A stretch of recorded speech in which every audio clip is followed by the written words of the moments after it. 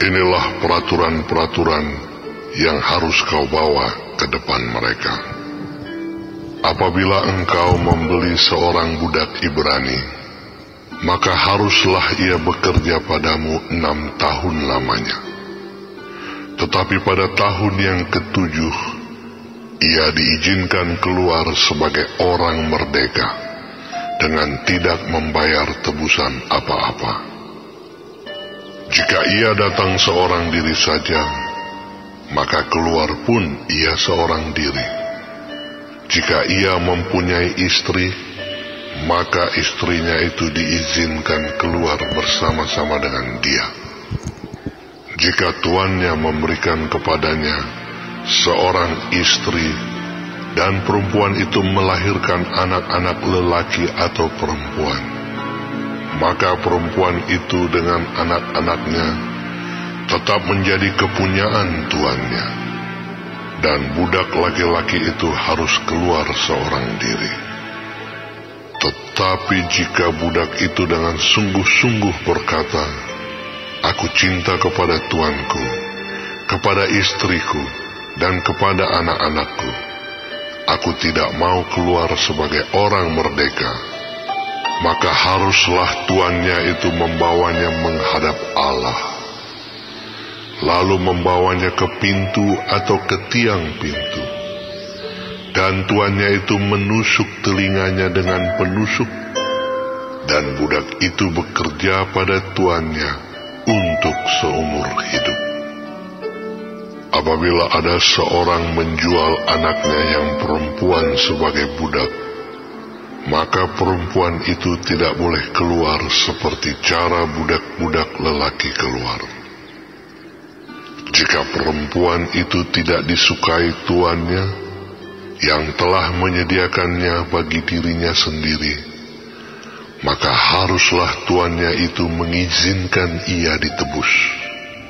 Tuannya itu tidak berhak untuk menjualnya kepada bangsa asing, karena ia memungkiri janjinya kepada perempuan itu. Jika tuannya itu menyediakannya bagi anaknya laki-laki, maka haruslah tuannya itu memperlakukannya seperti anak-anak perempuan berhak diperlakukan. Jika tuannya itu mengambil perempuan lain, ia tidak boleh mengurangi makanan perempuan itu, pakaiannya, dan persetubuhan dengan dia. Jika tuannya itu tidak melakukan ketiga hal itu kepadanya, maka perempuan itu harus diizinkan keluar dengan tidak membayar uang tebusan apa-apa. Siapa yang memukul seseorang sehingga mati, pastilah ia dihukum mati. Tetapi jika pembunuhan itu tidak disengaja, melainkan tangannya ditentukan Allah melakukan itu, maka aku akan menunjukkan bagimu suatu tempat kemana ia dapat lari. Tetapi apabila seseorang berlaku angkara terhadap sesamanya, hingga ia membunuhnya dengan tipu daya, maka engkau harus mengambil orang itu dari mezbahku, supaya ia mati dibunuh. Siapa yang memukul ayahnya atau ibunya, pastilah ia dihukum mati. Siapa yang menculik seorang manusia, baik ia telah menjualnya, baik orang itu masih terdapat padanya, ia pasti dihukum mati. Siapa yang mengutuki ayahnya atau ibunya, ia pasti dihukum mati. Apabila ada orang bertengkar, dan yang seorang memukul yang lain dengan batu atau dengan tinjunya, sehingga yang lain itu memang tidak mati, tetapi terpaksa berbaring di tempat tidur, maka orang yang memukul itu bebas dari hukuman, jika yang lain itu dapat bangkit lagi, dan dapat berjalan di luar dengan memakai tongkat. hanya ia harus membayar kerugian orang yang lain itu, karena terpaksa menganggur dan menanggung pengobatannya sampai sembuh.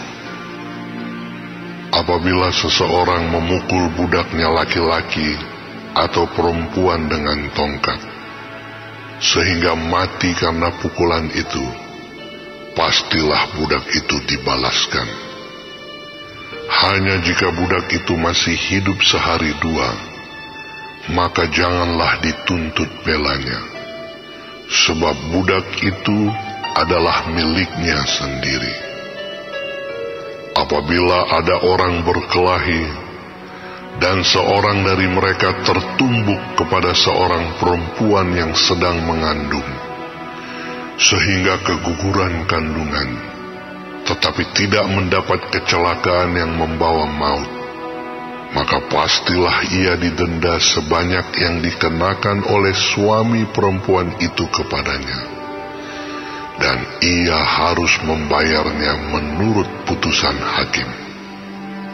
Tetapi jika perempuan itu mendapat kecelakaan yang membawa maut, maka engkau harus memberikan nyawa ganti nyawa, mata ganti mata, gigi ganti gigi, tangan ganti tangan, kaki ganti kaki, lecur ganti lecur, luka ganti luka, bengkak ganti bengkak. Apabila seseorang memukul mata budaknya laki-laki atau mata budaknya perempuan dan merusakkannya, maka ia harus melepaskan budak itu sebagai orang merdeka pengganti kerusakan matanya itu.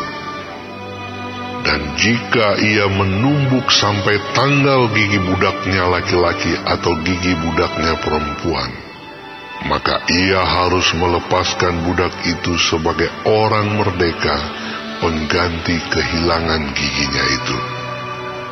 Apabila seekor lembu menanduk seorang laki-laki atau perempuan sehingga mati, maka pastilah lembu itu dilempari mati dengan batu, dan dagingnya tidak boleh dimakan, tetapi pemilik lembu itu bebas dari hukuman. Tetapi jika lembu itu sejak dahulu telah sering menanduk dan pemiliknya telah diperingatkan, tetapi tidak mau menjaganya, kemudian lembu itu menanduk mati seorang laki-laki atau perempuan, maka lembu itu harus dilempari mati dengan batu, tetapi pemiliknya pun harus dihukum mati. Jika dibebankan kepadanya uang pendamaian, maka haruslah dibayarnya segala yang dibebankan kepadanya itu sebagai tebusan nyawanya. Kalau ditanduknya seorang anak laki-laki atau perempuan, maka pemiliknya harus diperlakukan menurut peraturan itu juga.